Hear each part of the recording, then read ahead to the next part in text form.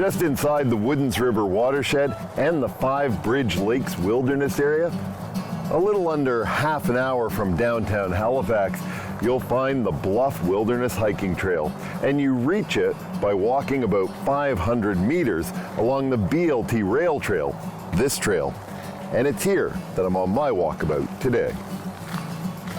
The Bluff Wilderness Hiking Trail is actually 4 stacked loop trails, totaling about 30 kilometers of hiking. Each one of them can be accessed along the BLT trail for hiking, but you also have the option of heading directly to one of the trail loops by canoe, kayak, or another human-powered watercraft. Small boat launch areas can be found at a number of lakes in the wilderness area, which allow direct access to the various loops. Now, working out along the loops, the first is the Pot Lake Loop. The second is the Mi'kmaq Hill Loop. The third, the Bluff Loop. And the final and longest loop is the Haymarsh Loop. Here at the entrance to the Bluff Hiking Trail, you'll find a conveniently located bike rack. And that's because while bikes are a great way to access this entrance, bikes are not permitted on the Bluff trails themselves. This is also the start of the Pot Lake Loop, which is the trail I'll be tackling today. It's a 7-kilometer loop back to this point. A number of years ago, the Watershed Association here felt it was important to recognize the significance of these lands and the Indigenous history here. They installed a sign along the trail which states, "On behalf of all the wild things that make this land their home, and with reverence for the first people who preserved this land before us, we dedicate the Bluff Wilderness Hiking Trail to wilderness preservation. We do this in trust that we can learn its deep beauty, in trust that we can understand and delight in the wilderness in ourselves that we share with the rocks, earth, water, and teeming life and spirits that surround us, and in trust that we will work together to protect this sacred heritage." Beside me is Cranberry Lake. It's a beautiful lake. You can actually paddle up the length of it to the second loop here at the Bluff. I'll actually come back along this on the back end of this hike today. Now, this part of the trail is boardwalk, which is really easy, but this trail isn't going to be quite that easy for long. These trails were constructed over a number of years by the Woodens River Watershed Environmental Organization. This trail, and the next one up, were constructed in 2003 by 6 students over a 2-month period, along with a small army of volunteers. The second 2 loops were constructed a year later.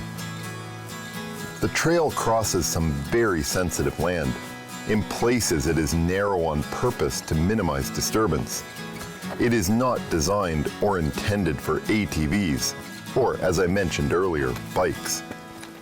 This is a trail where it's particularly important to stay on the trail when hiking, as venturing off can damage endangered and sensitive species. When you're hiking, especially in the fall, it's important to dress in layers. It's warmed up quite a bit, so I've already had to drop my jacket. Now, mind you, it might cool down again and I'll be putting it back on. At this point, I've reached the actual loop portion of the Pot Lake Loop Trail. The trail itself is a bit like a misshapen lollipop, if you will. Now, if I was to follow Cranberry Lake along this way, that would be the fastest route to the upper trails. I'll be coming back that way, but I'm gonna start this portion of the loop through the forest. The Bluff Trail passes through a variety of landscapes, from deciduous woodland, large black spruce stands, and open barrens dominated by granite. It might seem like nothing can grow on the barrens, but in fact, the barrens in this area support many threatened coastal plain species. There have also been over 100 species of lichen identified on the Bluff trails, with possibly many more yet to be discovered. When I first arrived at this trail, it was fairly easy to see just how close development has come to this area. Now, it has remained relatively untouched for a variety of reasons. Forestry was almost impossible here because of the grade and the rock. This land would have been considered unsuitable for development purposes, at least until recently. These days it seems if you have the money, you can develop just about anything. But it's very fortunate that these lands have remained protected. This area wasn't completely unexplored. Indigenous communities have used these lands for hunting for generations. And hunting, which is permitted in the wilderness area, continues here. In fact, deer hunting season in the Bluff area runs from the last Friday in October through the first Saturday in December. During this time, it's advisable to wear bright colors when hiking the trails here. The Woodens River watershed covers an area of about 65 square kilometers. That's all the area that drains into about 19 interconnected lakes. The watershed includes wilderness protected areas, crown land, municipal land, as well as privately held lands. Throughout the watershed, you'll find residential and commercial development, forestry, and recreation and wildlands such as these. Most of the natural wilderness spaces are found between Woodens River and 9 Mile River, but also includes places like Long Lake Park. The Woodens River watershed and the Five Bridge Lake Wilderness area overlap, but they are different things. The wilderness area covers a landmass of about 8,600 hectares between highways 103 and 333. That's 5 times the size of Peninsula Halifax.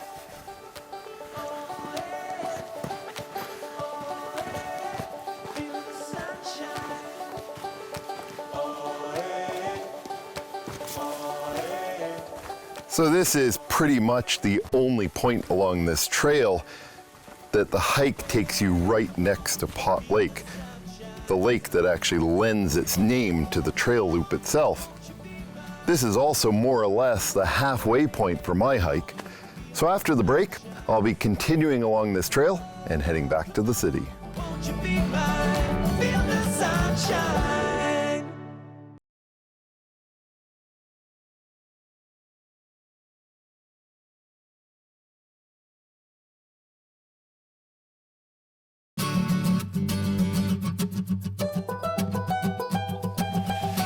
I'm on the Pot Lake Loop Trail, one of 4 stacked loops in the Bluff Wilderness area, a trail that's maintained by the Woodens River Watershed Environmental Organization, a group that was formed in 1995.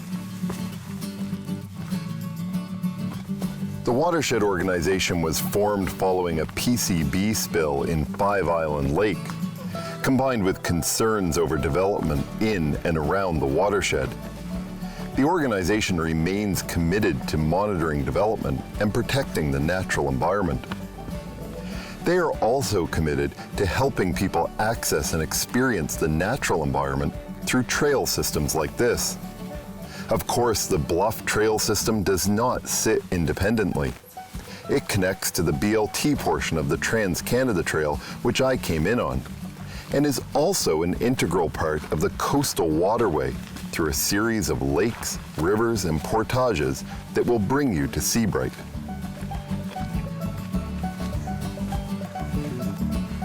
This is one of 2 places where the Pot Lake Loop Trail meets the Mi'kmaq Hill Loop Trail. Now, it wasn't always called the Mi'kmaq Hill Loop. Originally, it was called Indian Hill, and on some of the signage around here, you can still see that name. Back in 2016, the Watershed Association had a consultation with the Mi'kmaq when they recognized that the word Indian had become at best archaic and at worst derogatory, and thus the new name for this trail was put in place.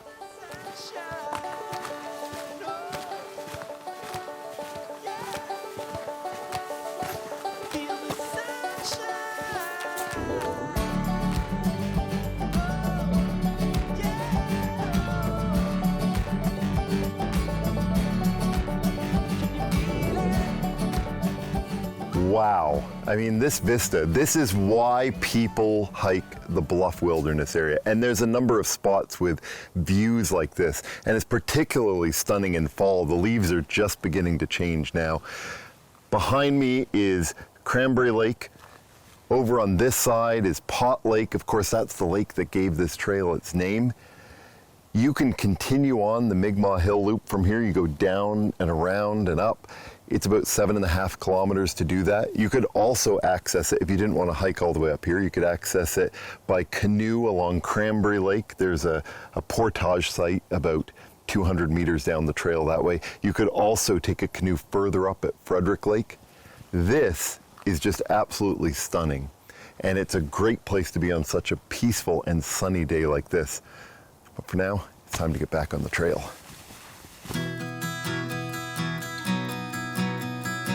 There are about 9 lakes in the Bluff area. They're generally shallow, but that also means they warm up before the deeper lakes elsewhere in the city. When canoeing into the upper trails, caution needs to be used as there can be shallow obstacles. However, that shallow water can also be great for swimming in places. There are also a couple of campsites up on the Mi'kmaq Hill Loop, as well as spots on the Bluff Loop and Haymarsh Loop. Despite that, camping is actually discouraged. The sites are present so that those who do wish to camp do not clear new sites, and that disturbance in the wilderness area is kept at a minimum. There are a total of 4 designated campsites along the trails here. But remember, campfires are not permitted under any circumstances. This area is pretty typical when it comes to what would be here for Nova Scotia wildlife. The pileated woodpecker can be heard in these woods, if you're lucky seen. There are snakes like the green and the garter, the yellow-spotted salamander, and the lakes and rivers are home to many insects, fish, and of course, beavers. There are also many birds, including loon, deer, and hare. But more unique in this area is the fact that black bear and mainland moose are found in this wilderness. You often hear about Cape Breton moose and mainland moose. They are spoken of differently because they are 2 distinct subgroups of moose. Mainland moose are indigenous and endangered. Cape Breton moose were established by the reintroduction of a moose brought in from Alberta in the 1940s. As endangered species, the mainland moose found in this wilderness area is protected under the Endangered Species Act. The Bluff and other wilderness areas are critical in providing wildlife corridors for species like this. One of the things that makes this area so special is it's one of the few places in Nova Scotia where you'll find old-growth red spruce. Old growth used to be really common in Nova Scotia, but it's very rare now. And it's only because this land is protected that it exists here today.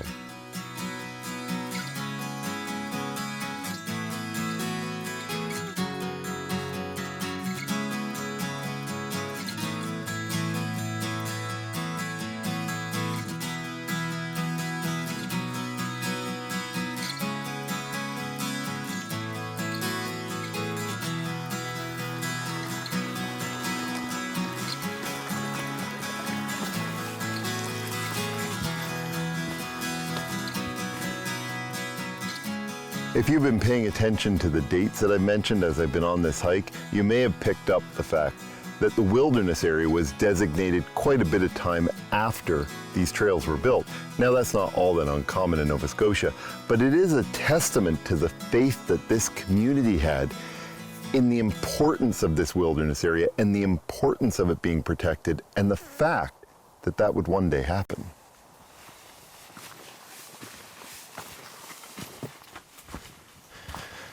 While the Bluff Trails are actually a small portion geographically of the wilderness area, a socioeconomic study done for the 5 Bridge Lakes wilderness area actually recognized the importance of outdoor activity to the community. In fact, the existence of the Bluff Trails was a critical part in getting this area protected. The report stated, quote, that the popular Bluff Wilderness Hiking Trail offers the best existing tourism opportunity, and that other trails and natural tourism opportunities could be developed, increasing tourism values for the area. In addition, the analysis that saw these lands protected recognized the intrinsic value of protecting large open spaces for cultural and heritage identity.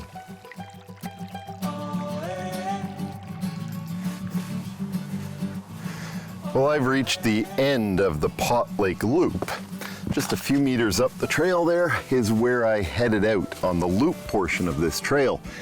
Another kilometer back, I'll be at the BLT, and 500 meters down the BLT, I'll be back at the parking lot. This is an absolutely stunning area and well worth visiting.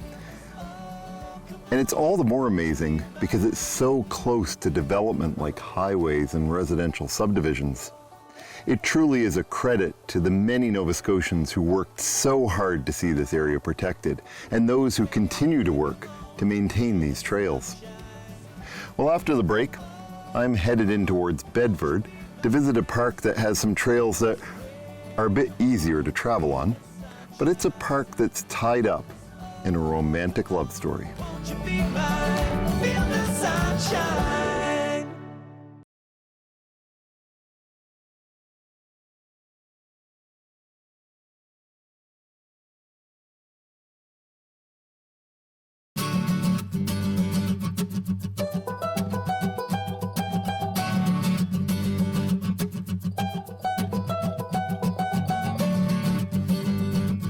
If a long wilderness hike isn't on your agenda, there are lots of places in the urban area where you can get outside and away from the hustle and bustle of life. One such place is here in Bedford at Hemlock Ravine Park. There's lots of transit access, there's great trails that are suitable for anybody, and it's where my walkabout finds me today.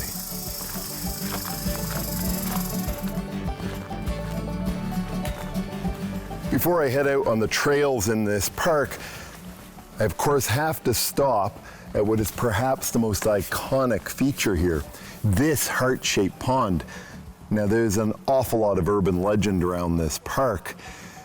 It was said that Prince Edward had built this pond for his mistress, Julie St. Laurent, and called it Julie's Pond. And that seems to be mostly urban myth, because in fact, when Prince Edward built this pond, it was not heart-shaped. It was oval in shape, and it was part of a larger landscaping project that included a grotto in this area. It may have been called Julie's Pond, but it was not an engagement gift for a mistress, as the urban myth might suggest. With all the talk of princes, let me first explain the origins of Hemlock Ravine before we get too much further. Originally, this was a large country estate built in 1780 for Lieutenant Governor John Wentworth. Now, Wentworth was governor of New Hampshire at one time and became Lieutenant Governor of Nova Scotia, in part to help him out of financial troubles he got himself into. Wentworth resided here from the time the estate was built because he didn't like the wood frame home for the Lieutenant Governor in downtown Halifax. He would ultimately have that building replaced and have the current government house built. It was in fact Prince Edward's grandson, Prince Arthur, who reshaped this pond into a heart after his arrival in 1869, and he dedicated it to his grandfather and the 27 years Prince Edward and Julie St. Laurent spent together. In 2016, the pond was drained and restored. Prince Edward, Duke of Kent, arrived in Halifax to command the Nova Scotia New Brunswick garrison, and Wentworth lent this estate to him. Prince Edward resided here with his French mistress, Julie St. Laurent. It became known as Prince's Lodge. These days, people borrowing someone else's estate wouldn't think of changing it. But in the 1700s, it was all too common, and Prince Edward set about on an ambitious landscaping project, turning the area into a gathering place for the social elite, complete with garden parties and even concerts at a music room, which still exists along the Bedford Basin across what is now the Bedford Highway. They departed Halifax in 1800 and turned the land back over to Governor Wentworth. Once the governor left the property, it was no longer maintained, though it remained a popular picnic spot. About 150 years after Prince Edward left these grounds, the 1950s, all that remained here was overgrown lands and a muddy pond. In 1977, the municipality took over control of this land and now co-owns it as a park with the province. There are many trails to choose from in this park, and all are well signed. I'm going to be crossing a number of trails on my journey. I started on the School Trail, headed up onto Rockingham Loop, the Prince Edward Trail, Governor's Loop, and I'll be on to the Ravine Trail itself, where the mighty eastern hemlocks that give this park its name are found. There are other trails here too, including the Wentworth Loop and the St. Laurent Trail, many named for the famous occupants of this land over 200 years ago. This part of the park is pretty typical of an Acadian forest. It's amazing just how much this park changes over such a small area. In this area, you'll not only find some of the hemlocks this park is famous for, but you find beech and mountain maple, yellow birch, and red spruce. And although we're still close to civilization, it's so quiet in here. It's so peaceful. This park has some very old trees, including 300-year-old 80-foot hemlocks that have survived storms and the seasons. Eastern hemlocks themselves reach maturity after about 250 to 300 years, but they can grow for over 600 years. It's actually a member of the pine family, and the name hemlock comes from the fact that if you crush the foliage, it smells like the poisonous herb made famous by Socrates, who drank poisonous hemlock after his trial in 399 BC for corruption of the youth in Athens by failing to acknowledge the Greek gods. The hemlock was also an important tree to the indigenous people. Using the inner bark, a warm medicinal compress was made. This is one of the few places in the urban center that you can actually experience an untouched old forest. This was, after all, a country estate, and so there was no forestry going on here at all, unlike much of the rest of what is now HRM. After all, you wouldn't come and chop trees down on a prince's estate. Now this is a big, old tree. Hemlock Ravine is a park you can visit in all seasons. In fact, the colors here change monthly. It's also a great example of trails that you can come to when you don't have time to do those longer ones, but you just need to get outside. You know, Frank Lloyd Wright once said, "I go to nature every day to get inspiration in the day's work." Wherever your next walkabout finds you, I hope it brings you inspiration.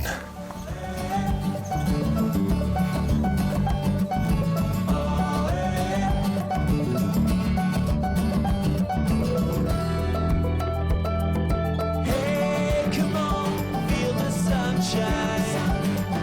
Oh, come on, won't you be mine?